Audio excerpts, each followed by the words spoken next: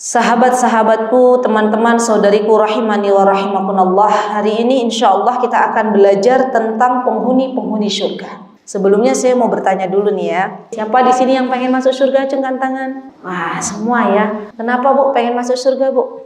Masuk surga di sana bahagia, Masya Allah. Alhamdulillah. Ibu sebelah sini, yuk. Kenapa masuk surga? Kenapa mau masuk surga? Yang paling depan, monggo. Masya Allah.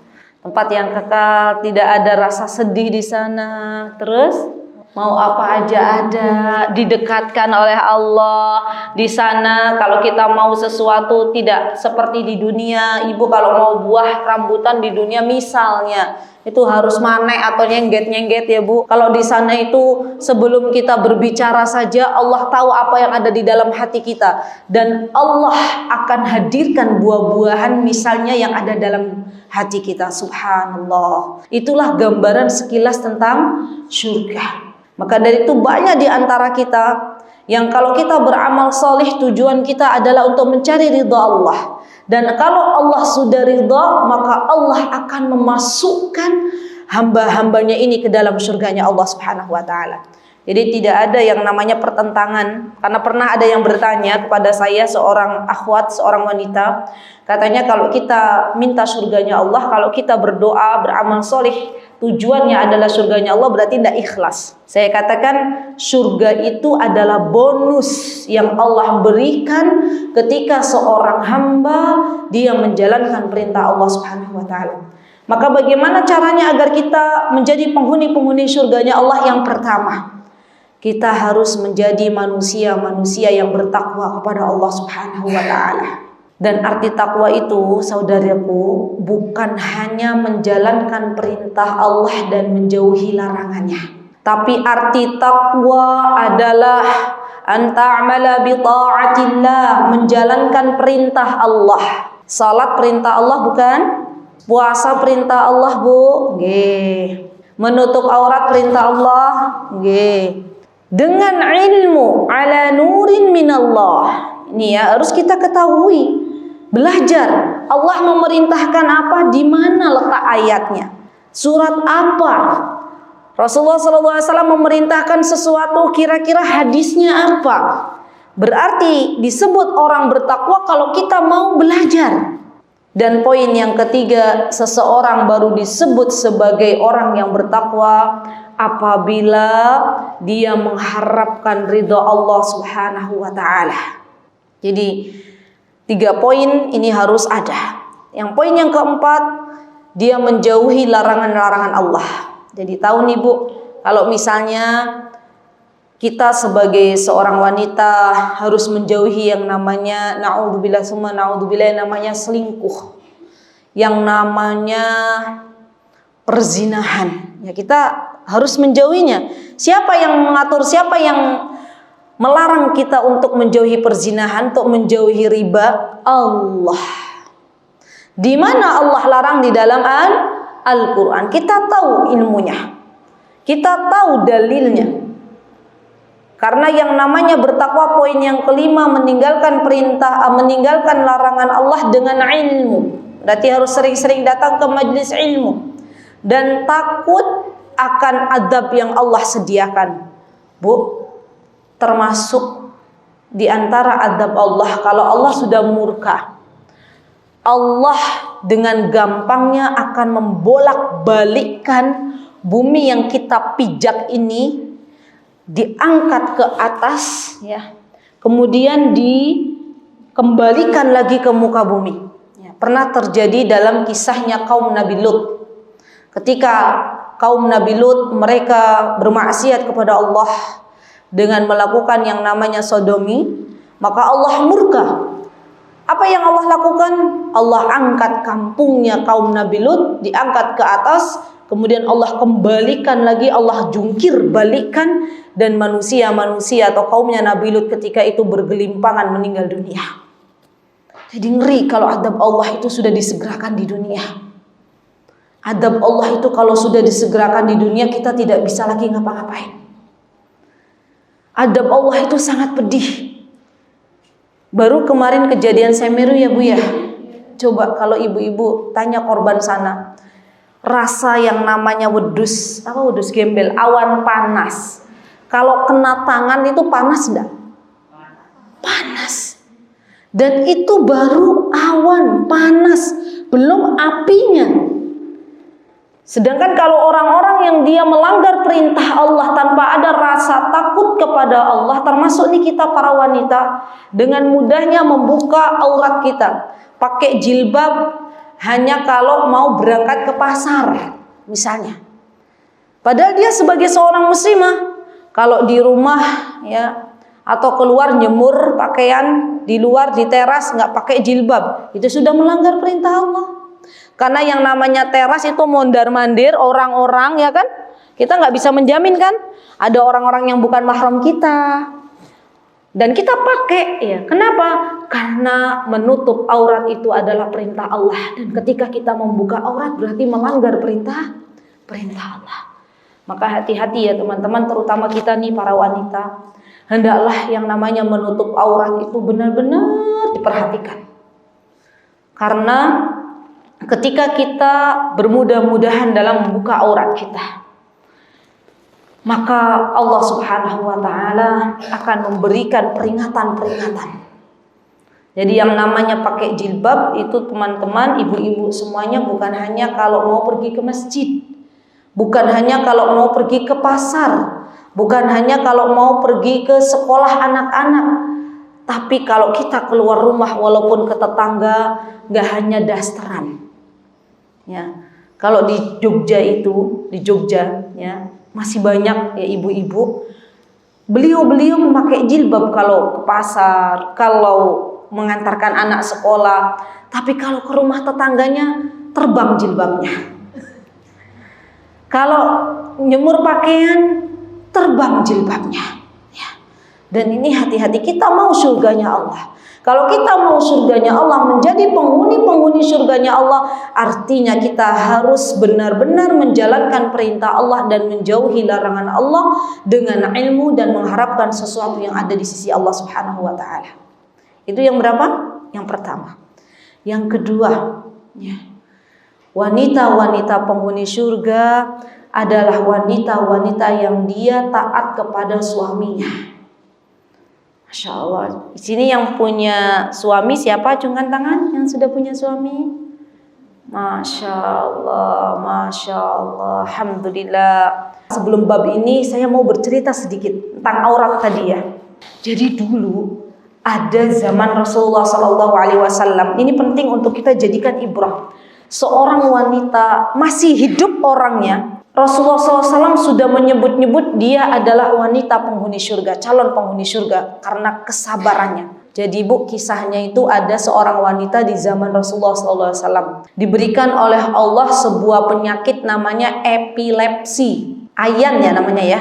Kalau pas penyakitnya kumat itu tersingkap auratnya. Orang kalau lagi penyakit ayan atau epilepsi kan nggak sadar, tersingkap auratnya.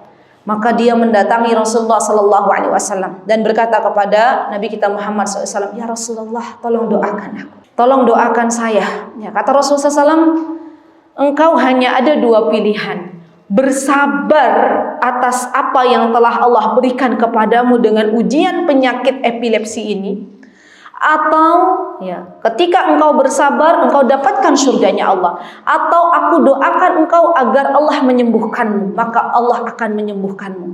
Kira-kira wanita ini pilih yang mana bu? Pilih sembuh? Pilih yang mana? Sabar. Wanita ini bilang ke Rasulullah, ya Rasulullah, karena wanita ini sudah rindu surganya Allah, yang dipikir bukan sembuhnya tapi sabar. Sabar. Kenapa dia mengatakan sabar? Karena hidup di dunia ini cuma sebentar. Sampai kapan bu kita hidup di dunia? Sampai Allah memanggil kita. Bisa jadi 1 jam lagi, bisa setengah jam lagi, bisa nanti maghrib kita sudah tidak ada lagi di dunia, kita tidak tahu. Maka wanita ini milih untuk bersabar. Dan ia berkata kepada Rasulullah SAW, ya Rasulullah, aku menginginkan sabar sehingga Allah memberikan kepadaku surganya. Tapi saya meminta untuk didoakan kalau penyakit epilepsiku kambuh, ya Alhamdulillah. Maka aku minta agar Allah Subhanahu wa ta'ala menjaga auratku. tidak tersingkap auratku. Subhanallah. Wanita ini, Bu, walaupun dalam keadaan tidak sadar karena penyakitnya, ia ingin menjaga auratnya. Masya Allah. Bagaimana dengan wanita-wanita zaman sekarang yang secara sadar dan tahu bahwasanya menutup aurat itu wajib, tapi dia bermudah-mudahan untuk membuka aurat. Nah, jadi di antara ciri wanita penghuni surga Allah Azza wa Jalla itu adalah wanita yang sabar.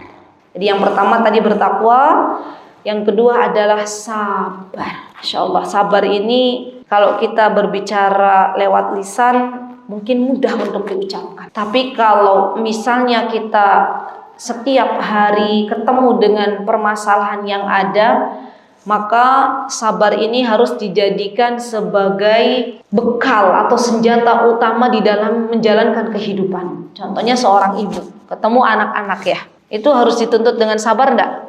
Sabar. Lek orang sabar bawaannya emosi. Kalau sudah emosi nanti bubrah semuanya. Sabar. Menghadapi suami yang dia belum mau sholat ke masjid. Kalau kita pengen jadi wanita penghuni surga, sabar atau minta cerai? Sabar. Sabar dengan berdoa, sabar dengan memberikan nasihat-nasihat kepada suaminya. Subhanallah, Bu, betapa banyak ya ummahat wanita-wanita yang pernah curhat ke saya. Dan saya masih ingat ada wanita yang waktu itu curhat ke saya, dia sedih sekali. Sedih bukan karena suaminya nggak ngasih harta, enggak. Beliau adalah seorang yang kaya raya, punya harta. Tapi beliau sedih karena suaminya belum mau sholat ke masjid. Sampai akhirnya ketika itu mengatakan, apakah saya harus meminta cerai atau seperti apa? Saya bilang bersabar, bersabar.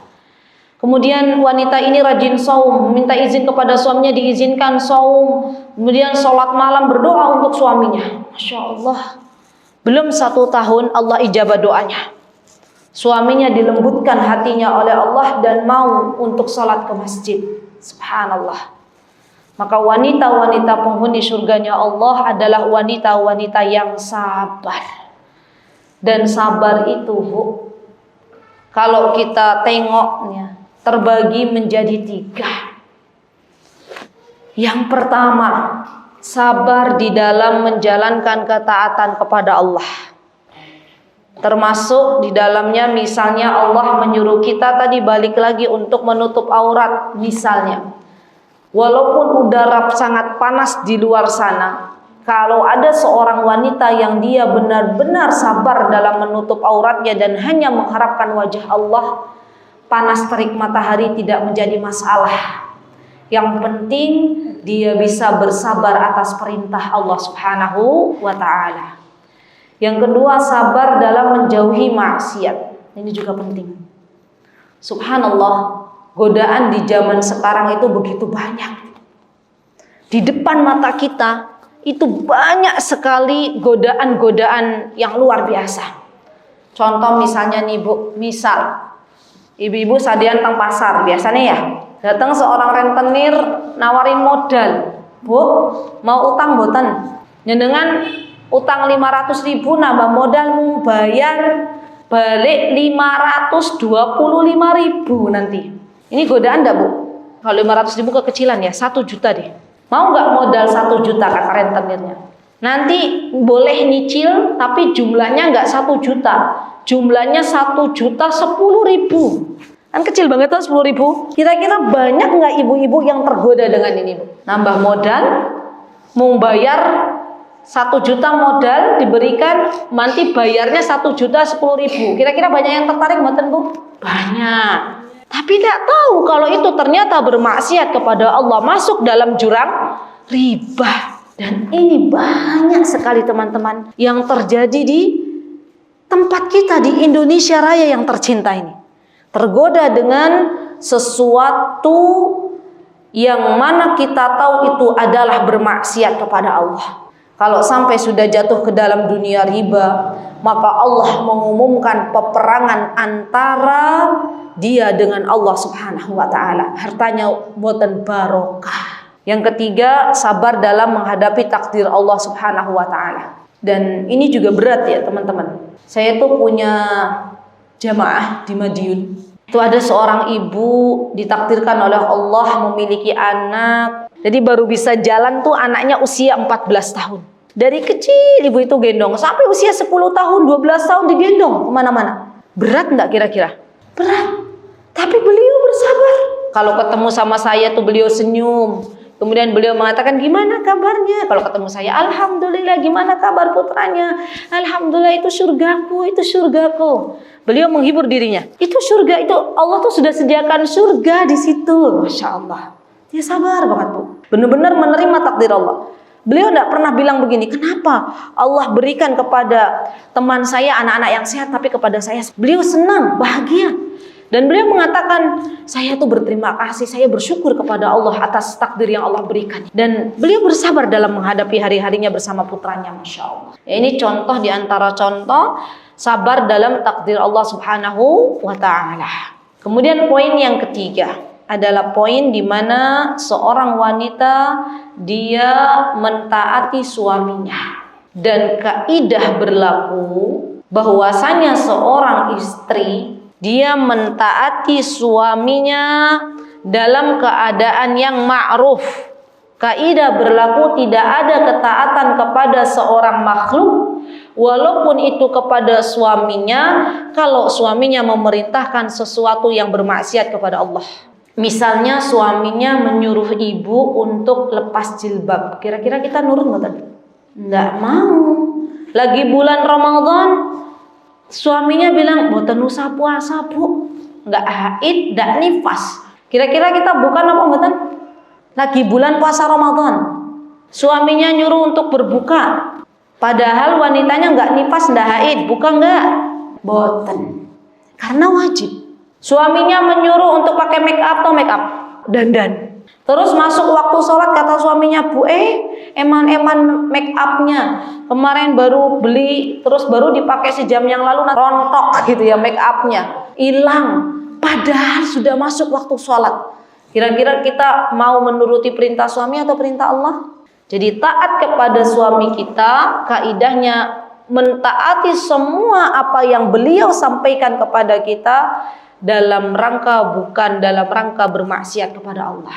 Kalau misalnya nih bu, suaminya bilang begini ke kita, bu tolong bikinkan kopi, kita nurut nggak? Ya kasihku belahan jiwaku, misalnya ya. Misalnya, suaminya baru datang itu, kita bilangnya begini atau A atau B? A tuh bilangnya begini, cintaku dari mana aja, lama banget nggak datang-datang. Sudah ditunggu tadi itu dari mana? Atau B begini, suaminya baru datang, kita bilang, cintaku mau dibikinkan apa? Kopi, teh, gitu ya. Apa bu? Susu, gitu ya. Kira-kira nih, jujur, ibu-ibu di sini banyak yang A atau B? Jujur, tenang, jujur. Yang sini A loh. Berarti lebih solihah sini. Ini gimana ini ya? Ya bu, bener bi ya. Biasanya ibu bilangnya gimana kalau suaminya baru datang? Masya Allah, Mas, unjuk nopo. Masya Allah. Terus suaminya bilang apa? Saonoe. Masya Allah. Itu suaminya benar-benar qanaah, benar-benar Masya Allah mencukupkan diri ya. Bu, saanae dikasih wedang putih. Kan saanae. Pak monggo ngunjuk lho bu gitu ya, iki wedang putih baru tadi minum air putih katanya seanae gitu ya. Kira-kira begitu ya bu ya. Jadi bukan mas ngunjuk nopo, ibu kasih pilihan, mas badhe ngersake nopo ya, teh tubruk, kopi gitu ya, susu ya. Nanti kan suaminya pilih. Tapi kalau kita bilang, mas ngunjuk nopo, nanti ya sana ibu kasih air putih nggak mau. Begitu ya ibu ya. Ini yang jawab A dikoreksi nanti. Pulang ke rumah, bukan tadi dari mana toh bi? Nah. Mas ngunjuk nopo, nah. Atau mas ngersake nopo, teh, kopi gitu ya. Bismillah ya. Nah, termasuk di antara istri salihah yang dirindu oleh surga juga di antaranya adalah wanita-wanita yang dia beribadah kepada Allah. Jadi rajin beribadah, taat kepada suami itu Masya Allah luar biasa. Sebenarnya taat kepada suami itu bu, ya bahasanya cukup luas. Termasuk di antaranya, mohon maaf ya, ini yang paling penting, mohon maaf ini harus saya sampaikan. Termasuk di dalamnya seorang wanita-wanita penghuni surga termasuk orang-orang yang dia tahu diri kepada suaminya, mengucapkan kepada suaminya rasa terima kasih, atau kalau misalnya sudah ngerti bahasa jazakallahu khair, bukan malah tidak menerima dengan apa yang dibawa oleh suaminya ke dalam rumah. Karena ketika itu Rasulullah SAW melihat banyak sekali mayoritas penduduk neraka itu adalah wanita. Maka para sahabat bertanya, ya Rasulullah, penyebab apa yang menjadikan wanita banyak masuk neraka? Apakah mereka tidak beriman kepada Allah? Kata Rasulullah SAW, bukan mereka tidak beriman kepada Allah, tapi mereka mengkufuri atas apa yang diberikan oleh suaminya. Mereka tidak mau bersyukur. Jadi kita nih Bu, para wanita nih Bu, diminta untuk banyak-banyak berterima kasih kepada suami kita. Berterima kasih kepada suami kita itu bukan kalau suami kita ngasih baju di hari Lebaran. Bapak ya anak-anak bawa baju Bu, ini loh baju bagus, bahan bagus, baru kita bilang matur nuwun. Kalau nggak bawa apa-apa nggak dibilang matur nuwun. Kalau cuma bawa nyantel lo nggak mau bilang matur nuwun. Jadi apapun yang suami kita bawa ke dalam rumah kita masing-masing, kita katakan, Mas, ya, jazakallahu khair. Coba di sini umahat, ibu-ibu, siapa yang sering bilang begitu ke suaminya? Matur nuwun Mas. Saya kalau ngisi kajian Bu, diantar sama suami saya naik mobil. Sebelum turun dari mobil, saya bilang begini ke suami saya. Sayangku, buat nonton Kang Iri nggih, itu suami saya. Ya. Sayangku, jazakallahu khair sudah antar saya ke sini. Doakan ya semoga lancar acaranya. Jadi seperti itu harus kita lakukan. Mau tidur istri yang solihah, ya, itu mengucapkan Mas, matur nuwun ya Mas, jazakallahu khair. Hari ini sudah menemani saya dan anak-anak, sudah mau mendengarkan curhatan saya, itu matur nuwun, terima kasih, jazakallahu khair. Ini termasuk wanita-wanita salihah.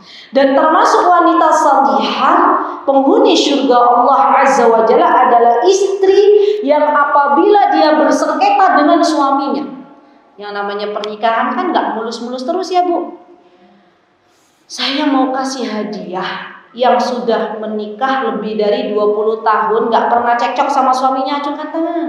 Gak pernah ada batu-batu kerikil antara dirinya dan suaminya. Masya Allah, romantisnya kalau cekcok. Jadi ada rindu kangen-kangen gitu ya.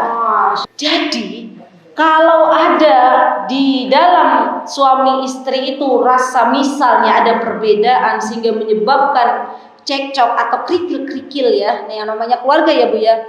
Apa yang dilakukan wanita penghuni surga ini? Yang dilakukan adalah sebelum tidur saling membelakangi, bukan pukul-pukulan, bukan bilang Mas, jenengan tidur di ruang tamu, aku tidur di kamar. Bukan. Tapi istri solihah ini kalau terjadi sebuah pertikaian di dalam rumah tangganya, dia datangi suaminya. Praktekkan ya Bu, kan mau jadi wanita calon penghuni surga. Bilang ke suaminya, ambil tangan suaminya, bilang begini, Mas, sayangku, kalau sehari ini ternyata saya berbuat salah kepadamu, walaupun yang berbuat salah suaminya, ngalah ini bonten berarti kalah. Bilang gini, sayangku, kasihku, belahan jiwaku. Aduh manisnya ya, pegang tangan suaminya. Kalau Dinda hari ini berbuat salah kepadamu, tolong maafkan. Ini ada hadisnya Bu. Kenapa Dinda mau minta maaf kepada Kanda? Karena Dinda gak bisa tidur kalau engkau tidak ridha, wahai suamiku. Nanti jangan-jangan ibu nanti malam begini suaminya tumben. Ada apa ini? Gitu ya. Jadi pernah Bu cerita lucu. Saya menyampaikan, saya lupa kayaknya di luar Jawa. Waktu saya safari dakwah sama suami, kan saya bilang begitu. Terus benar ya akhwat-akhwat itu sebelum selesai dari majlis, saya bilang PR-nya nanti malam nih ya, semuanya pegang tangan suami masing-masing. PR. Terus bilang, Dinda maafkan saya ya kalau selama ini begitulah. Terus bapak-bapak tuh bener di WhatsApp bapak-bapak, ini isi kenapa tadi malam pada minta maaf katanya ya. Masya Allah. Jadi tidak apa-apa. Jadi namanya minta maaf ke suami itu bukan hanya Lebaran, kapanpun Itu Masya Allah, justru ketika kita nih sebagai istri minta maaf, itu suami akan senang, akan lebih cinta daripada istri yang penuh ego, daripada istri yang dia tidak mau minta maaf. Dan subhanallah, kalau wanita ini ternyata ditakdirkan oleh Allah tidur dan kemudian tidak bangun lagi, artinya dia tidur dalam keadaan husnul khatimah, artinya dia meninggal dalam keadaan husnul khatimah. Beda kalau misalnya seorang istri ketika dia ada pertikaian yang ada bukannya minta maaf tapi ungkur-ungkuran, tidur bablas meninggal su'ul khotimah. Benar. Kenapa? Karena suaminya nggak ridho. Maka sekali lagi meminta maaf kepada suami kita sebelum tidur. Kalau kita memang ada pertikaian, itu ada ajarannya dari Nabi kita Muhammad sallallahu alaihi wasallam. Dan termasuk di dalamnya nih wanita salihah penghuni surga tidak memasukkan laki-laki yang bukan mahram ke dalam rumahnya. Ini penting banget nih. Karena banyak terjadi yang namanya cekcok rumah tangga. Di antaranya penyebabnya karena wanita atau istri, seorang istri dia memasukkan laki-laki lain yang bukan mahram ketika suaminya sedang pergi keluar. Ketika suaminya sedang berada di luar kota, dia memasukkan laki-laki lain yang bukan mahramnya. Dan diketahui oleh tetangganya lapor kepada suaminya. Itu banyak sekali terjadi di Indonesia. Maka subhanallah, wanita-wanita penghuni surga dia pandai menjaga dirinya. Dia tidak memasukkan laki-laki asing ke dalam rumah. Dia pandai menjaga dirinya, tidak menjual dirinya kepada laki-laki yang bukan mahram.